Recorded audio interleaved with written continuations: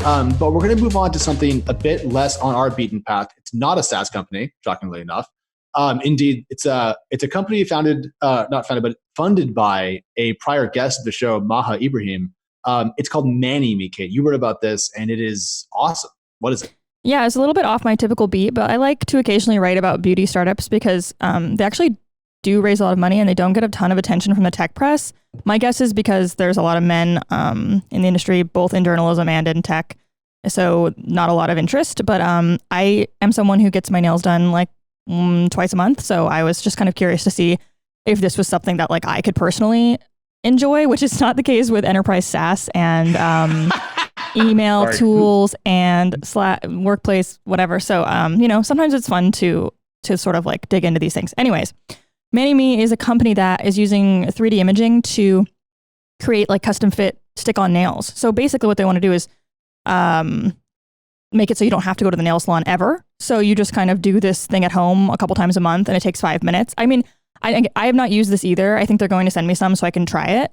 But I don't know if this is any good. They said that these nails will last 10 to 14 days and that like, they're not going to fall off and that they'll fit your nails perfectly, which is a great concept and it's exciting. And if it could work, it could save plenty of women time. Although I will say there is a huge industry, multi-billion-dollar industry around salons, and the idea of like wiping out these nail salons, which are run mostly by immigrant women, is not the most exciting. But they did say they think they could work in partnership with salons because they could just have the beauty technicians apply them. So yeah, there's a lot going on there, but I think it's interesting. What are your impressions? Okay, so I want to break down some process here because as one of the boring men who doesn't know much about beauty stuff, I want to make sure that I have this correct. So you send in a photograph of your hands. How do they scan your fingers to know? Yeah, so you take five pictures of your hand on a white card or like a white piece of paper, so that they have so that they know the size and shape of your nails. Their technology is a lot smarter than our eyes just looking at that. So they can from that they use gel sourced from Korea, where the founder's from. And it is another actually important point here is there's no dangerous chemicals in this stuff.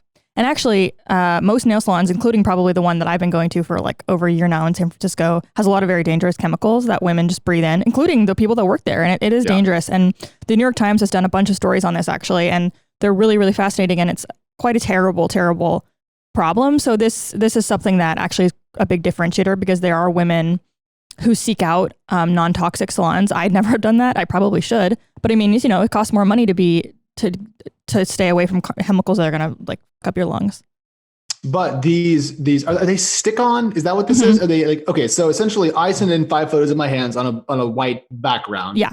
They process that with their backend software. Do I then select styles that I want my nails to look like? Is that the way this works? Yes. That's thanks for reminding me. So they have, I think this is interesting. They have a ton of designs on their site they're going to have. They're only just launching, but they'll have all these things. So, if you want like polka dots or like pink or blue or something like that, you can just pick. But they're going to be partnering with influencers, specifically nail influencers, which are a thing if you didn't know, who can then sell their own art on this company's platform, which is interesting to me because I've been sort of separately exploring the influencer space from a startups angle, and monetization of influencers in all sorts of ways is very fascinating to me. So this is a really cool opportunity for people who have been making no money being nail influencers on Instagram to actually sell their art, which is exciting because that's a pretty tough, I think, hobby or whatever to monetize.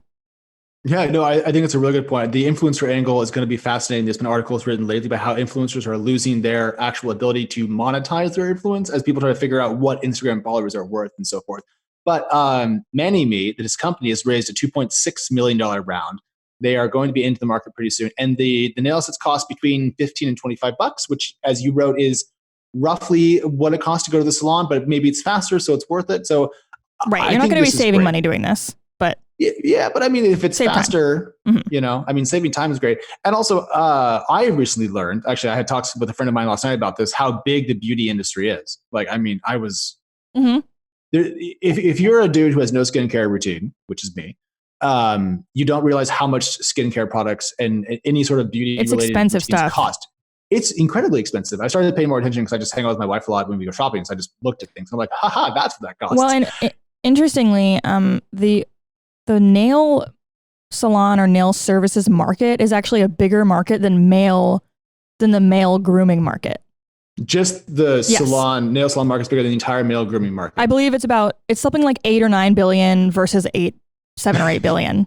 It's close. It's close. It's actually very comparable. But I didn't know that. And I mean, this is what ManiMe had in our conversation I had with the founders. This is what they told me. And I was kind of like, huh, that is very interesting. I mean, for one, manicures are expensive, but I would think that men spend more on like deodorant and face wash and stuff like that than women do on getting their nails done. But no, that's not the case. And obviously men and women do get their nails done too. So there's just more of people probably engaging than with just male grooming products. But by the way, if society wants to keep letting men look like trash all the time, that'd be great. It's really lovely.